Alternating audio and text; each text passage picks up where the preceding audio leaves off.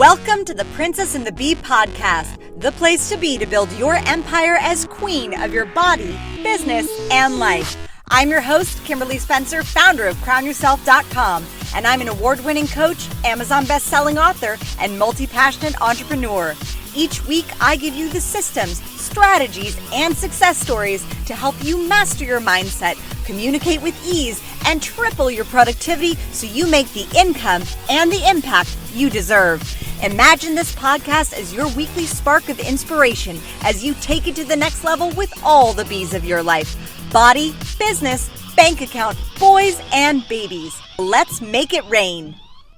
Hello, and welcome back to The Princess and the Bee. I am your host, Kimberly Spencer, and I am so excited to have you here, especially because this weekend was crazy. And I originally had another episode scheduled for today, but I could not stop thinking about the amazing success of my husband's book, Food Game, A Man's Ultimate Recipe for Dating Success, that we had yesterday. I was helping him do his marketing and reaching out and basically acting like a politician for his cause. And this is why it was so inspirational, because when we hit number one in two categories, like his fans and everybody who participated, it was so inspiring and heartwarming. And oh my God, I was so damn proud of that man. I was so proud that he got it out there and he did the thing and he put himself out there and he released this book that has literally been 20 years in the making. And on our podcast episode on Wednesday, you will be able to hear from the man himself as to why that book took so long and some of the tips and tricks and things that you will learn from just absorbing all the amazingness that is my awesome husband, Spike Spencer. And it really brought this, achieving number one was so huge for him and so huge for me, because I have wanted him to see this for 4 years now. He wrote the book 4 years ago and it was pretty much finished, but he took his time to release it. And he had to deal with his own transformation and go through his own process and whatnot. But in the past month or so, I have seen him radically step up his game in a way that I just have been such a proud wifey for. And it has been so amazing to watch him transform and just go to a whole new level. And with the success of the number one, of getting to the point of number one, because that was like when we got to number 3, I was like, oh, we're doing it. It's happening today. Like, we're going to number one today. And it was super exciting. And so as soon as I saw those numbers go up, I was like, okay, we're going to get this. We're going to get this. And what it really was grassroots movement, like total on grassroots movement of just being a politician in essence for your cause and for your mission. And this is something that I think is missed a lot in business, is especially there were the days in the beginnings of online business when we thought that we would push a button and magically people would show up and join our courses and join our programs and think that, like, oh my gosh, you have an online course. This is so amazing. And I think sometimes many, especially many of my clients who I work with who have online courses and who come to me because they want them to be more successful and they want to step up their game as a performance as a businesswoman, one of the top things I see is like, I built this course, so like, why aren't people running to it? And the problem is that it's because you're not a politician for your course.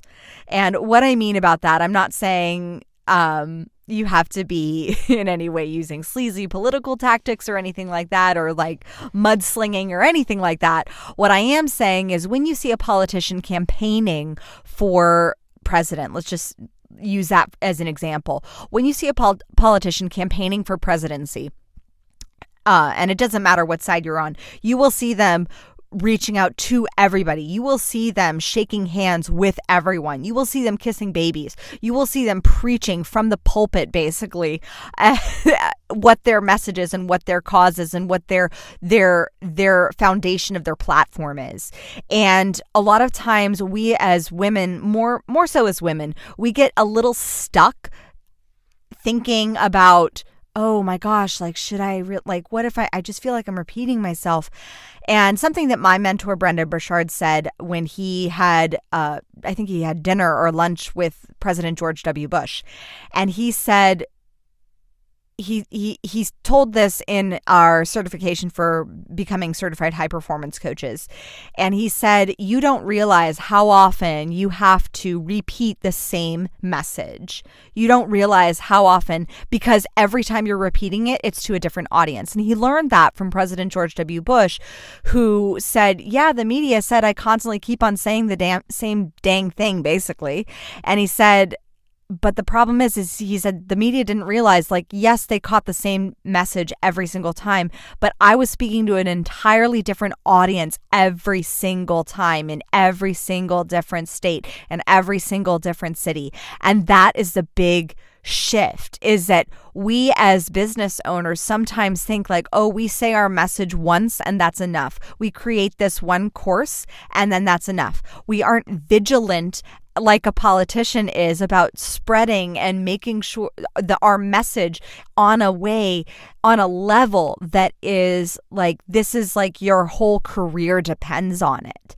And it really comes down to shaking the hands, kissing the babies, doing the events, meeting the people, connecting with your following, connecting on a deeper level. Like, politicians get it. They tap into purpose and they tap into a bigger message than just the details, because when you get mired in the details, that's when you lose people.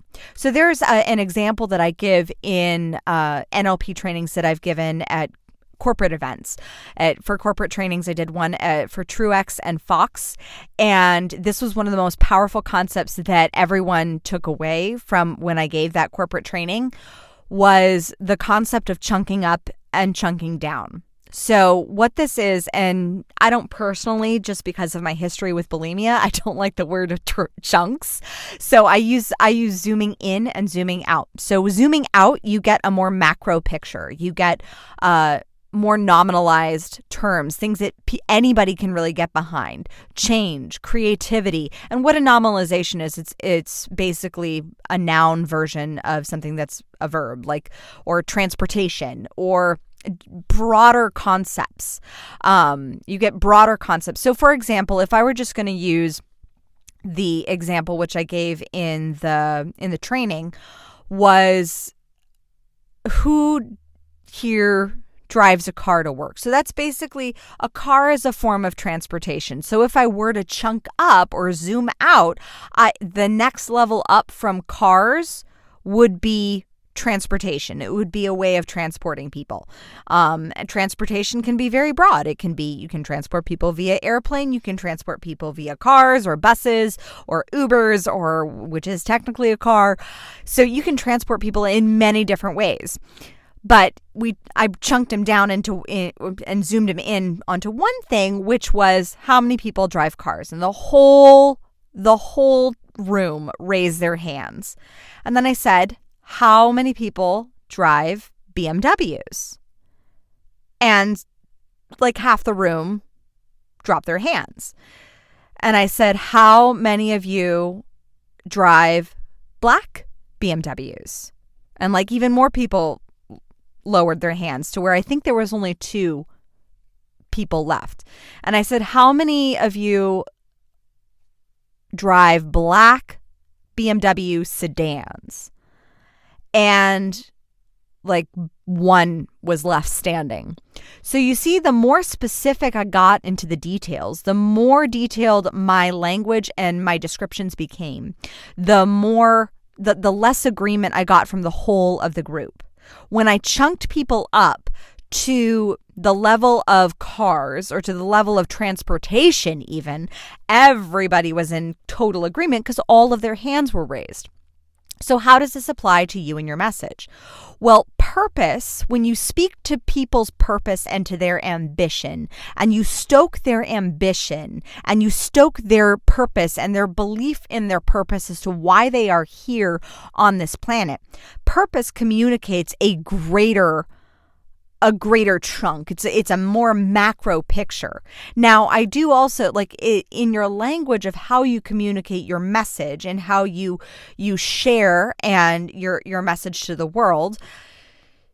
In your language of what you're using, you do want to zoom in to the ideal customer avatar that you're working that you are looking to attract, and zoom out to attracting and speaking to that greater purpose as well. So you want both. You want to be able to have that varied ability in your language when you're communicating.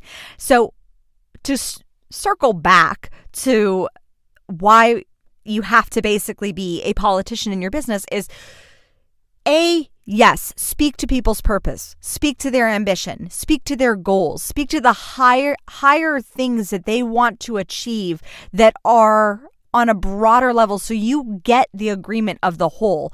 And also, this is the paradox, and also speak to the specifics of the details, because that is how you attract your ideal customer. Because everybody has goals. Your ideal customer has very specific goals that are different than Jane Doe's goals. So that is part one. That is basically part one of how to be a politician for your cause. But the other step that's how on a linguistic level.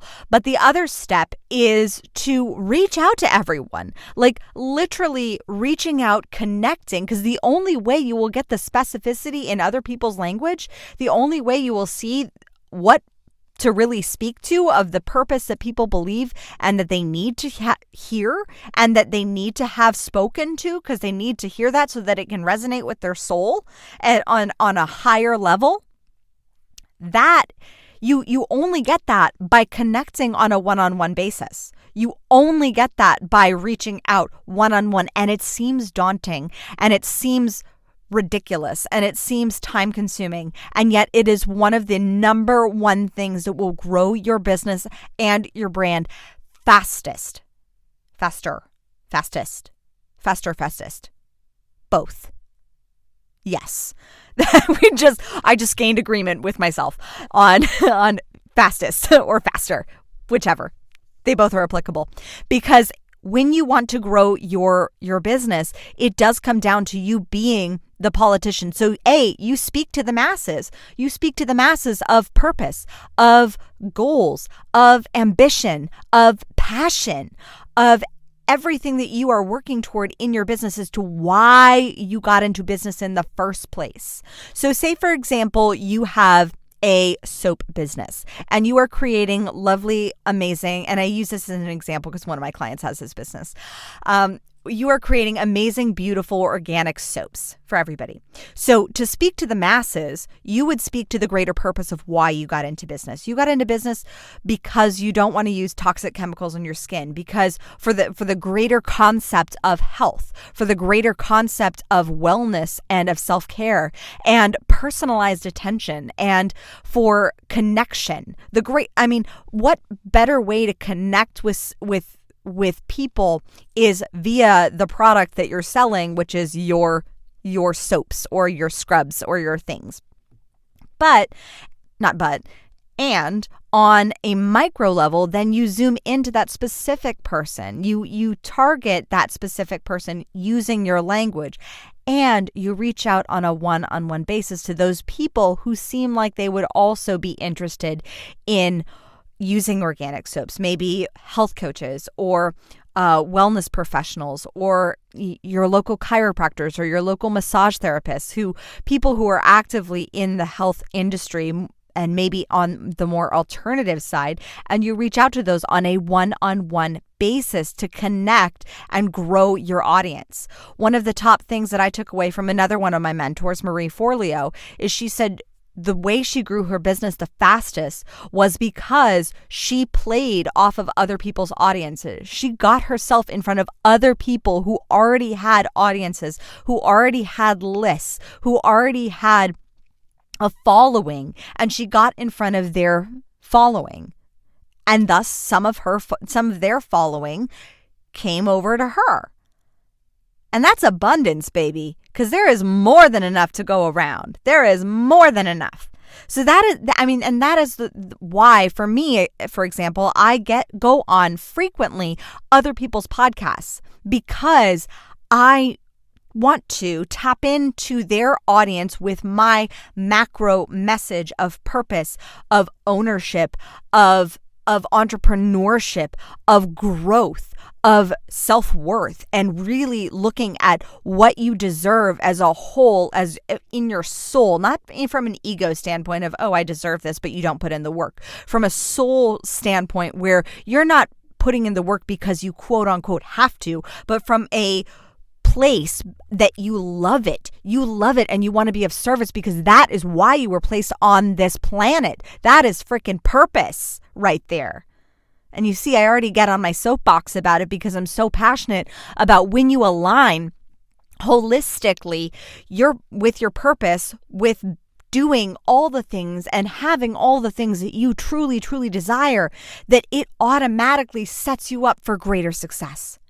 So that is something that I am so radical about. And when you start approaching your business kind of like a politician, like I challenge you to try it.